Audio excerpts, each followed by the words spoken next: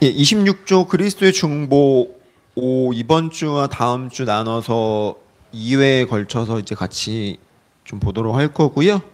예, 다 같이 읽도록 하겠습니다. 우리는 유일하신 중보자이시며 대언자이신 의로우신 예수 그리스도를 통하지 않고는 하나님께로 나아갈 수 없음을 믿습니다. 이런 목적으로 그리스도께서는 사람이 되셨고 신성과 인성을 함께 가지셨으므로 우리 사람들이 하나님의 위엄으로 나아가는데 방해를 받지 않게 되었습니다. 그러나 성부께서 당신 자신과 우리 사이에 세워놓으신 이 중보자께서는 당신의 위대하심으로 우리를 위협하지 않으시는데 우리가 우리의 선택에 따라 또 다른 중보자를 찾을 수야 있겠습니까? 하늘과 땅에서 예수 그리스도보다 더 우리를 사랑하는 어떤 피조물도 없습니다. 그리고 예수께서 하나님의 본체이셨을지라도 자기를 비워 우리를 위하여 사람의 형체와 종의 형체를 취하시고 모든 면에서 형제들과 같이 되셨습니다. 그러므로 우리가 다른 중보자를 찾는다면 우리는 심지어 우리가 당신의 원수였을 동안도 우리를 위하여 당신의 생명을 내어주신 그분보다 우리를 더 사랑하는 분을 찾을 수 있겠습니까? 만일 우리가 권세와 능력을 가진 분을 찾는다면 우리 정부의 오른편에 앉아 계시고 하늘과 땅에서 모든 권세를 가지신 그분 외에 누가 더 있겠습니까?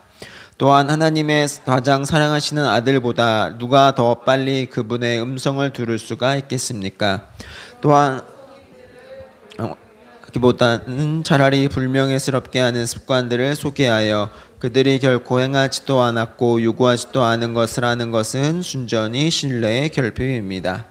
이와 반대로 성인들은 그들의 저서에 나타나는 것처럼 그들의 직무에 다른 그런 영예를 끊임없이 거부했습니다. 여기에서 우리는 우리의 무가치함을 의지하지 않아야 합니다. 왜냐하면 그것은 우리의 가치에 근거한 것이 아니라 당신의 의가 믿음으로 우리의 것이 되게 하신 예수 그리스도의 탕월하심과 가치에 근거하여 우리의 기도를 드리는 문제이기 때문입니다. 네, 그리스도의 중보 함께 보도록 할 거고요.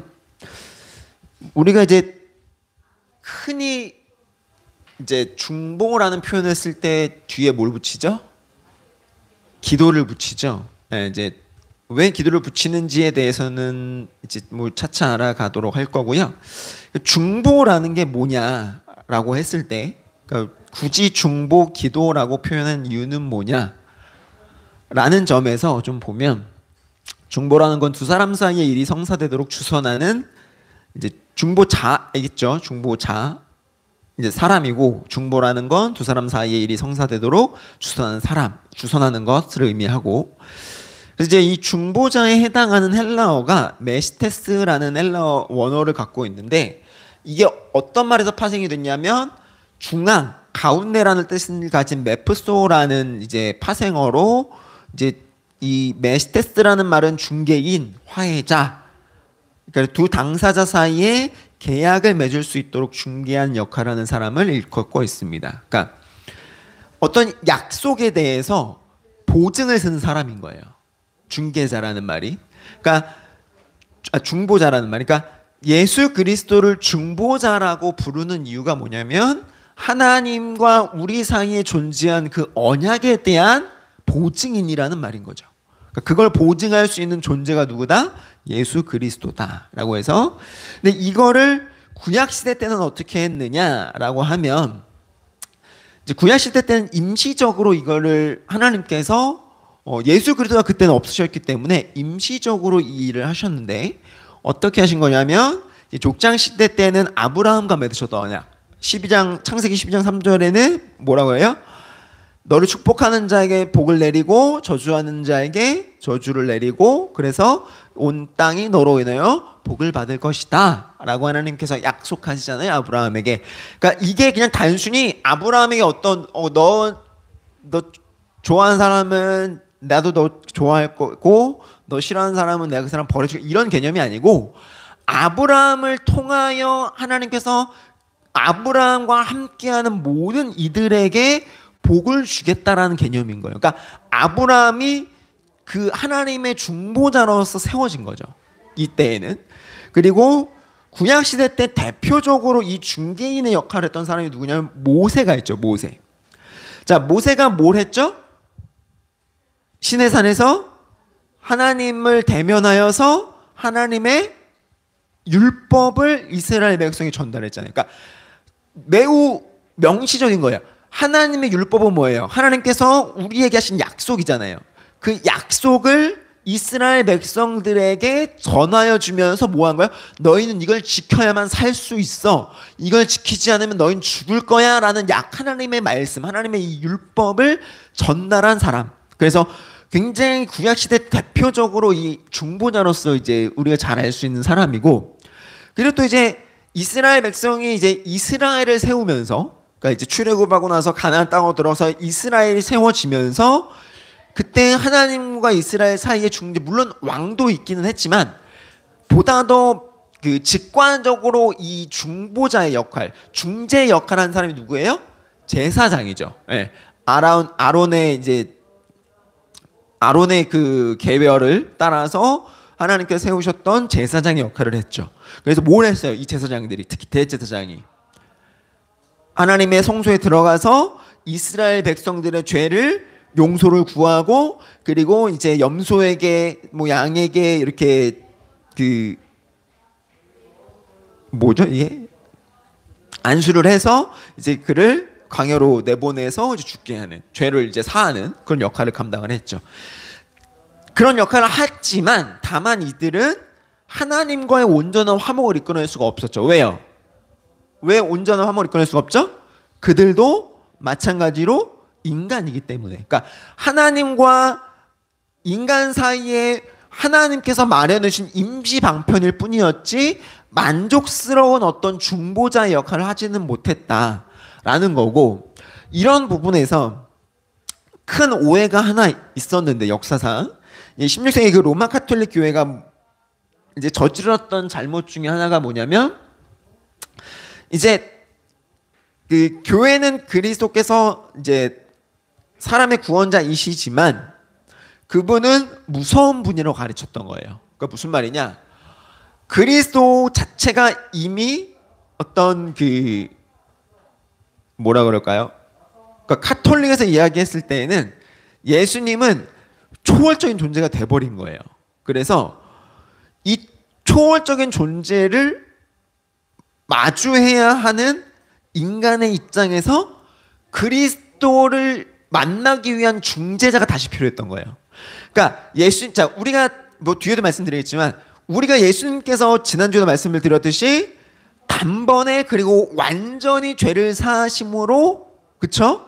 우리의 죄는 완전히 없어졌잖아요. 이 죄가 완전히 없어졌다라는 개념이 어떻게 이해가 되는 거냐면 우리가 하나님과 직접 대화할 수 있다라는 거에서 우리는 그 사실을 알 수가 있거든요. 그러니까 우리가 기도를 할 때 어떻게 해요? 기도를 할 때 다른 이름을 하지 않잖아요. 예수 그리스도의 이름으로 하나님께 직접 기도를 하게 되잖아요. 근데 이 로마 카톨릭은 뭘 가르쳤냐면 이 기도를 해야 되는데 예수님의 이름으로 기도를 해야 하는데 그걸 인간이 직접 하기에는 예수님은 굉장히 무서운 분이시다. 직접 어떻게 나아갈 수가 없다. 그래서 그 사이에 하나를 더 둬요. 그게 누구예요? 마리아죠. 성모 마리아를 두는 거예요. 그런데 이 성모 마리아조차도 어떤 이들에게는 쉽사리 다가갈 수 없는 존재여서 그 사이에 뭘 두냐면 성인을 둬요. 네, 성인. 그러니까 뭐 성 베드로, 뭐 성 무슨 뭐 이렇게 하잖아요. 그래서 그거의 대표적인 사람이 누구예요? 교황이에요. 네. 그러니까 무슨 말이냐? 이걸 표로 만들어 보면 이제 이 하나님이 계시죠. 그 다음에 그리스도가 있어요. 왜냐하면 이제 하나님과 인간 사이의 중보자로 그리스도를 세우셨기 때문에. 근데 이 로마 카톨릭에서는 마리아를 그 사이에 하나 더 꼈고, 그 다음에 그것도 안 되는 사람들에게는 이 성인들을 통해서 기도를 하게끔 하는 거예요. 그러니까 어떤 성인, 뭐 성 아우구투스, 뭐 성 베드로, 뭐 성 누구 이런 어떤 그 자신들을 대신할 수호천사라고 그러죠. 자신들을 대신할 누군가를 두어서 자신들을 대신해서 마리아에게 전달하고 마리아가 그리스도에게 전달하고 그리스도가 하나님께 전달하고 이런 식으로 해서 기도가 이루어진다라는 식으로 설명을 해요.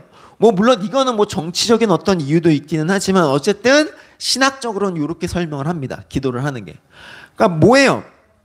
이건 예수님께서 단회적이고 완전하게 우리의 죄를 사하시어 하나님과 우리로 하여금 그 관계를 회복하게 하셨는데 어떻게 한 거예요? 그들은 거짓으로 우리와 하나님 사이에 또 무언가를 만들어내버린 거죠.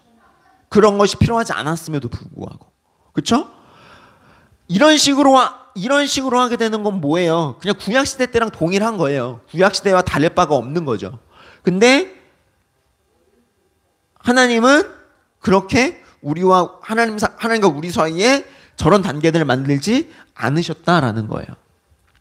자, 그래서 중보는 그럼 어떤 목적이 있는 것이냐라고 할 때 하나님께서는 예수 그리스도만을 중보대로 세우신 유일한 이유가 뭐냐?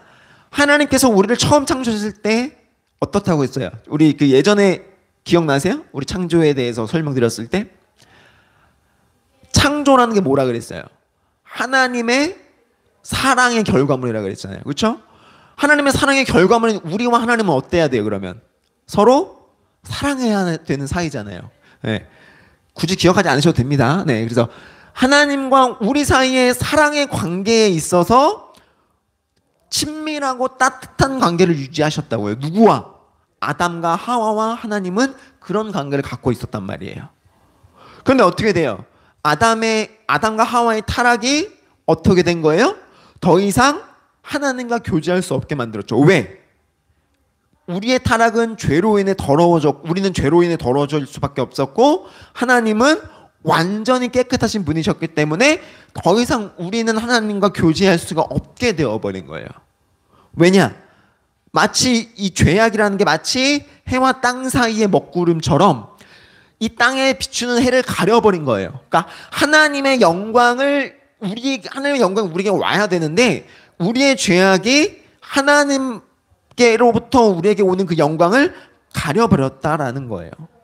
그래서 하나님은 이런 상황을 그냥 내버려 두실 수가 없었던 거죠. 왜요? 우리를 사랑하시기 때문에, 여전히 우리를 사랑하시기 때문에 우리와의 관계를 회복하기를 원하셨던 거예요. 이게 중보의 목적인 거예요.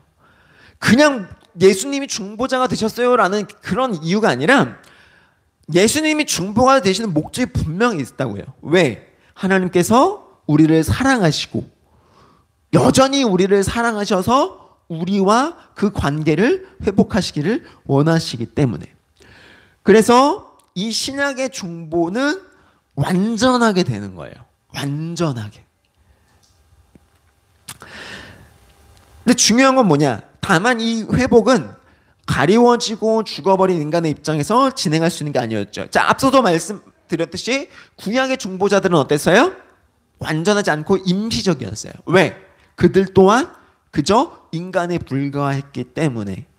그 어떠한 인간도 하나님 앞에 설 수 없다라는 것들이 너무나 자명하기 때문에, 그래서 우리가 지난 18조에도 말씀을 드렸듯이 하나님 아들의 성육신의 그 18조에서도 말씀을 드렸듯이 하나님은 완전한 하나님이면서 완전한 사람인 존재, 즉 하나님의 아들이면서 사람의 아들로서 양쪽 모두의 입장을 대변할 존재가 필요했던 거예요. 자, 아까 말씀드렸죠. 중보라는 게 뭐라 그랬어요? 한쪽 사이와 한쪽 사이에 맺어진 계약에 대해 보증할 사람이 필요하다 그랬잖아요. 보증이라는 게 뭐예요? 이쪽의 이야기와 이쪽의 이야기에 대해서 완전히 이해할 수 있어야만 보증이 가능한 거잖아요. 그렇죠? 보증 그냥 쓰는 게 아니잖아요. 보증 그냥 쓰면 어떻게 돼요? 네, 패가 망신해요. 네, 그래서 양쪽의 입장을 완전히 이해할 수 있는 사람은 그 보증을 쓰는 건데, 그런 존재가 필요했다고요. 어떤 존재? 하나님의 입장을 완전히 이해할 수 있어야 되고 사람의 입장을 완전히 이해할 수 있는 그 존재가 필요했다고요. 그런데 그분이 누구예요? 바로 예수 그리스도이신 거죠. 독생자이신, 당신의 독생자이신 예수 그리스도를 인간의 아들로 이 땅 가운데 오게 하심으로 말미암아 어떤 일을 벌이신 거예요? 완전한 하나님이면서 완전한 사람인 유일무이한 존재를 만드셨다고요. 그럼으로써 예수 그리스도를 통하여 택한 자들이 예수 그리스도를 믿음을 고백함으로 말미암아 그리스도의 완전한 거룩함을 덧입을 수 있는 중보자가 되게끔 세우셨다라는 말이에요. 그럼으로써 어떤 일이 벌어지는 거예요? 회복이 일어나는 거예요. 어떤 회복? 하나님은 예수님을 대제사장으로서 진정한 대속죄일에 십자가에서 다른 것이 아닌 자신의 몸, 이게 중요한 거예요. 자신의 몸. 왜요? 우리와 동일한, 인간과 동일한 피와 살로 이루어진 이 몸을 제물로 드려 우리를 대신해 하나님과의 관계를 회복하셨다라는 겁니다. 그 택자들은 이를 통해 그리스도께 덧입혀져 하나님을 아버지라 부를 수 있게 되었으며 그리스도를 도우시던 보혜사 성령이 우리를 그리스도인들을 돕게끔 그 일들까지도 완성하셨다라는 거예요. 그리스도의 속죄 사역의 결과로서 에덴의 교제가 회복되었을 뿐 아니라 오히려 그보다 더 깊고 넓은 풍성한 구원의 은혜가 주어졌다는 겁니다. 단순히 에덴으로 복귀된 게 아니에요. 우리의 상태가 에덴 때보다 더 우리는 깊고 풍성한, 왜요? 우리가 그리스도 안에 덧입혀지고 그리스도께서 우리 안에 계심으로 말미암아 아담이 누렸던 그 놀라운 교제보다 우리 안에는 더 깊고 더 넓은 교제가 우리 안에 이제는 가능하게 되었다라는 거예요. 누구로 말미암아? 그리스도로 말미암아. 그래서 아까 이제 그 표랑 대비를 해보시면 이게 끝인 거예요. 실상 하나님, 그리스도, 사람들. 뭐 사람들은 당연히 믿지 않는 사람들이 아니라 믿는 사람들 이야기하는 거고. 그래서 결국 우리는 지금 예수 그리스도의 무엇으로? 이름으로.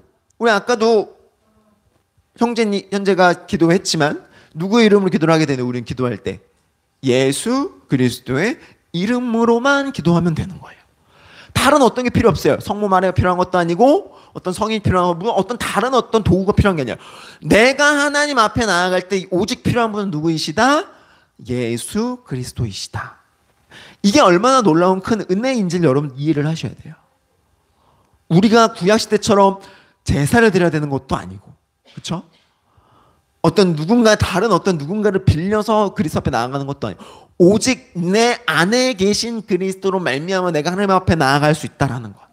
내 안에 드리워진 휘장이 찢어지고 오직 하나님과 내가